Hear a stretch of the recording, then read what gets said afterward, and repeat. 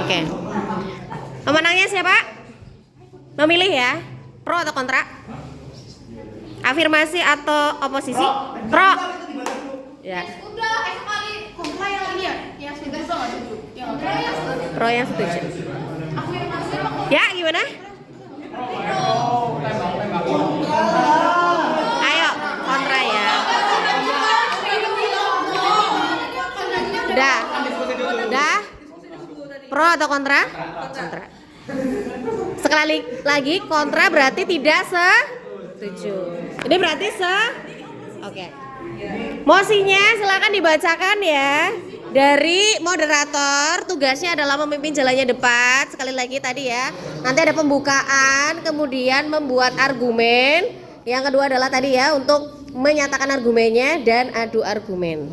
Sekali lagi harus bijaksana ya, netral ya, tidak memihak sana sini. Silakan dibacakan timernya, jangan lupa ya berapa menit seperti itu. Kita mulai ya. Bapak Ibu mohon bantuannya, silakan boleh duduk juga. Yang lain duduk dulu ya. Tepuk tangan dulu untuk kelompok. Ya. Ya. Assalamualaikum warahmatullahi wabarakatuh. Waalaikumsalam warahmatullahi wabarakatuh.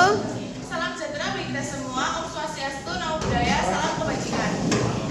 Berkat rahmatnya hari ini kita dapat berkumpul dalam acara debat mata pelajaran sejarah di SMK Telkom Purwokerto. Untuk mosi yang dibawakan pada debat kali ini yaitu menjaga keamanan dalam negeri dengan penembakan misterius. Yang di sebelah kanan saya yaitu tim afirmatif yang beranggotakan Farel Gusti, Tatia, Alma, dan Yumna dan Alin.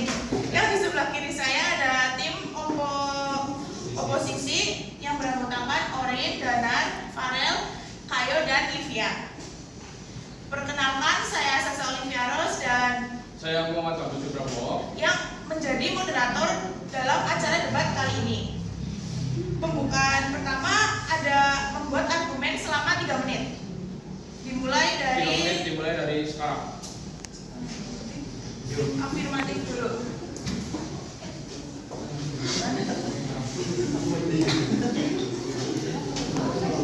Waktu telah habis. Silakan dimulai dari tim pro dulu. Silakan. Baik, saya Yura dan saya akan menjadi tim pro di sini mengenai penembakan misterius. Seperti yang kita tahu, tingkat kelebihan dari Orde Baru adalah rendahnya tingkat kejahatan. Jadi dengan ini dihasilkan karena kebijakan Soeharto yang tegas, karena beliau ini merupakan mayor jenderal pada saat itu, makanya dia itu mempunyai jiwa militer yang sangat tinggi. Jadi dia tegas dalam penegakan hukum, di mana yang memang salah itu dibunuh. Kemudian dalam begini tingkat kriminalitas Indonesia pada saat Orde Baru itu rendah karena beliau tegas dan menerapkan sistem Petrus. Seperti yang kita tahu, data sejak sampai tahun 2023 kemarin tingkat kejahatan itu naik hingga 4,33%. Maka dari ini Petrus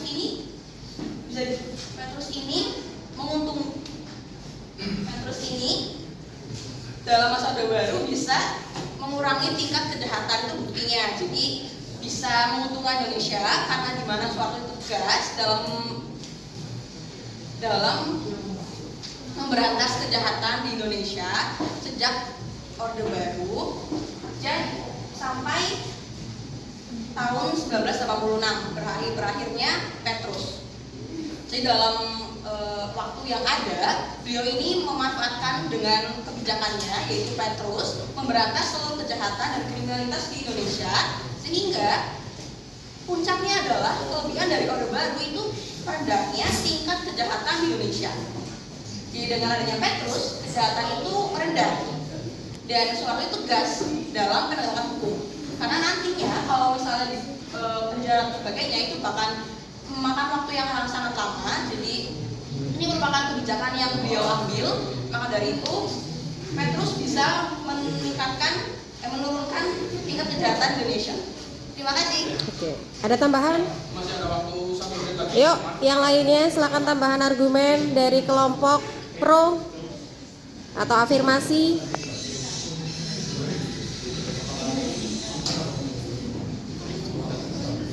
Yang lainnya silakan ada tambahan. Alma, Tatia, Gusti, Alin, silakan ada tambahan. Masih ada waktu. Mungkin dulunya perkenalkan saya Alin, dan saya akan menanggapi dari rekan saya, yaitu gimana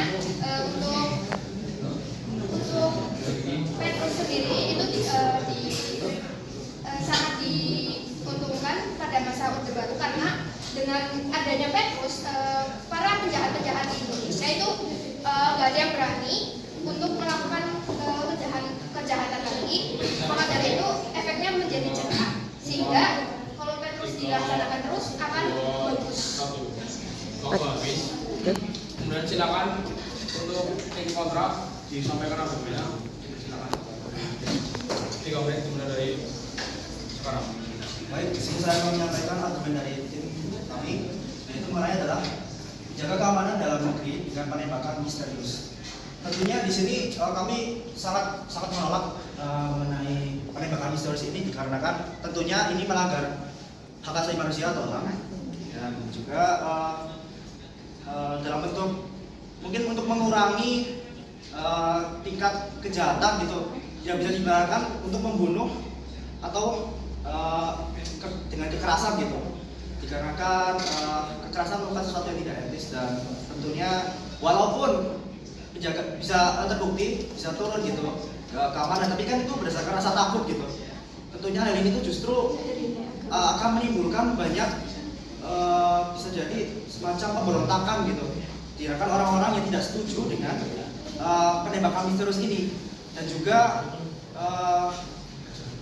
sesuatu yang menurut saya, sesuatu yang berdasarkan dengan rasa takut itu tidak akan bisa bertahan lama, dan juga justru malah akan menimbulkan masalah yang lebih besar di kemudian hari.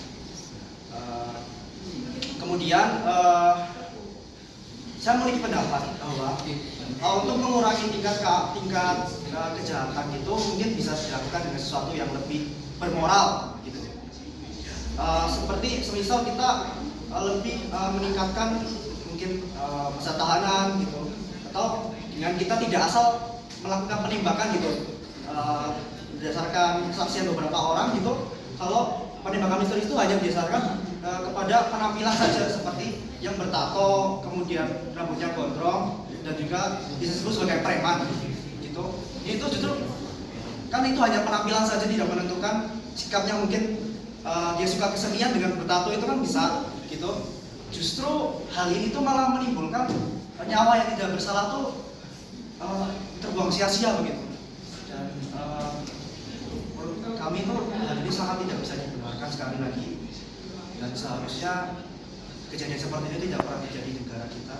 Dan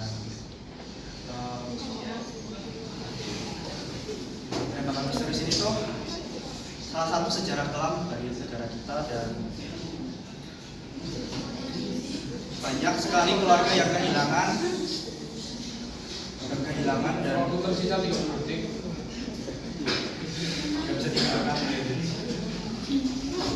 Mungkin itu argumen dari kami saja seperti itu. Sekali lagi, penembakan misterius itu sangat melanggar hak asasi manusia dan bisa dilakukan dengan cara yang lebih baik lagi untuk mengurangi tingkat kejahatan di Indonesia. Sekian. Masih ada waktu, silakan ada tambahan. 5, 4, 3, 2, sesi menyampaikan argumen, sesi adu argumen dimulai dari tim pro. Silakan bisa disanggah argumen dari tim kontra. 3 menit. Siap belum?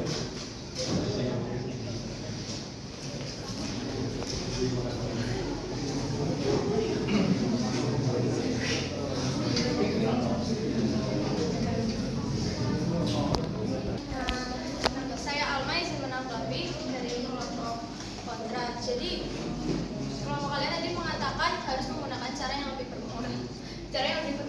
bermoral. Itu tidak bisa karena ya harus dengan kekerasan. Kalau misalkan ada kejahatan itu dibalas dengan hal yang bermoral, maka kejahatan itu akan terus-terusan ada gitu. Buktinya sampai sekarang kejahatan terus-terusan naik sampai 4,33% berdasarkan data Indonesia. Jadi kekerasan ya harus dibalas dengan kekerasan. Waktu masih tersisa 2 menit. Oke, silakan tambahan yang lainnya. Menambahkan, tetapi kekerasan itu tuh bukan hanya yang dor langsung mati gitu. Nah, tapi kekerasan ini tuh biar penjahatnya tuh kalau misalnya penjahat yang benar-benar susah dilawan itu langsung ditembak gitu loh, dor gitu kan. Nah, mayatnya ini kan ada dibuang ditinggal gitu aja itu karena shock terapi gitu. Shock terapi.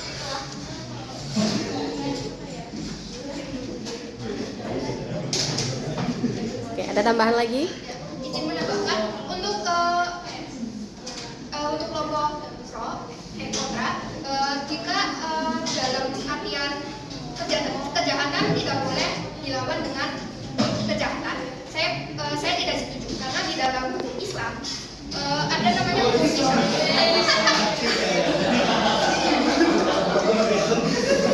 Ya, menurut kepercayaan saya yaitu Islam, maka saya menurut agama saya ya. Jadi menurut hukum Islam yaitu hukum Qisas, untuk kejahatan yang memang tidak bisa diampuni bisa melakukan pengadilan dengan cara dibunuh ataupun dengan balasan yang setimpal. Jadi untuk jika dibalas dengan kekerasan tidak boleh, ya di hukum Islam sah-sah saja. Gitu saja. Waktu tersisa kurang lebih 40 detik. Oke, ada tambahan silakan. Jadi ini menanggapi karena ini sudah menjadi kebijakan yang diambil oleh Soeharto, maka dari itu ini merupakan kebijakan yang terbaik menurut beliau. Dan juga untuk yang bertato itu mungkin dari awal penjahat itu memang pakai nah itu menggunakan tato. Maka dari itu Soeharto menyimpulkan bahwa yang bertato itu bisa digolongkan menjadi penjahat yang harus diberantas. Waktu tersisa 10 detik. Oke, ada teman. Tindakan itu dilakukan juga untuk menumpas semua kejahatan yang ada di Indonesia. 3, 2, 1. Baik. Kemudian untuk selanjutnya tim kontra silakan disangka argumen tim pro. 3 menit dimulai dari silakan. Ganti lah ya, ganti orang kenal. Oh iya ya, oh iya.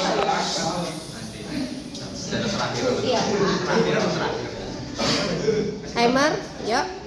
Moderator, Di sini saya akan melakukan penonton diem. sanggahan saya yang pertama kepada argumen dari Ahmad. Nah itu bahwa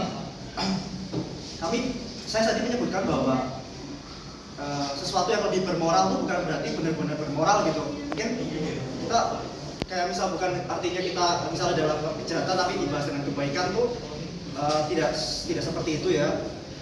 Tapi kita tuh memberikan yang lebih bermoral tapi juga memberikan efek jera gitu. Tidak seperti kalau Petrus ini kan itu bukan memberikan rasa jera tapi memberikan rasa takut gitu. Dan tentunya seharusnya bisa memberikan penanganan yang lebih bijak lagi.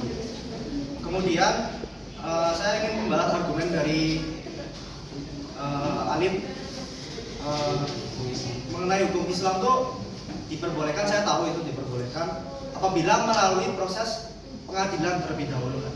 Tapi kalau Petrus ini tuh langsung di jalanan gitu, langsung freestyle tembak-tembakan di jalanan gitu, nggak boleh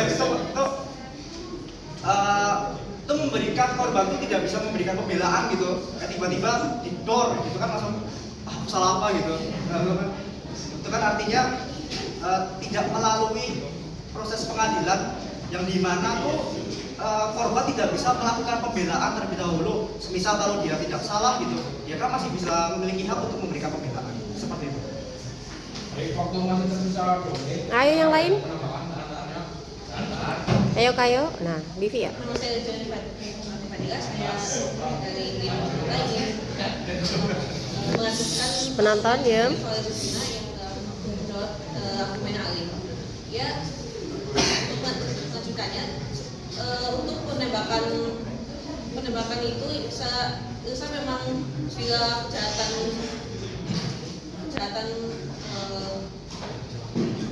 tidak bisa dibalas dengan cara kebaikan, memang harus dilakukan dengan cara kekerasan. Sebetulnya memang boleh, tapi kalau orang itu ditembak adalah orang tidak bersalah, itu terjadi disebut seperti fitnah. Fitnah itu kayak kita berasumsi kalau orang bertato seperti itu pasti orangnya adalah orang yang kriminal. Itu jelas sebetulnya tidak baik dan juga tidak manusiawi. Terima kasih. 5, 4, 3, 2, 1.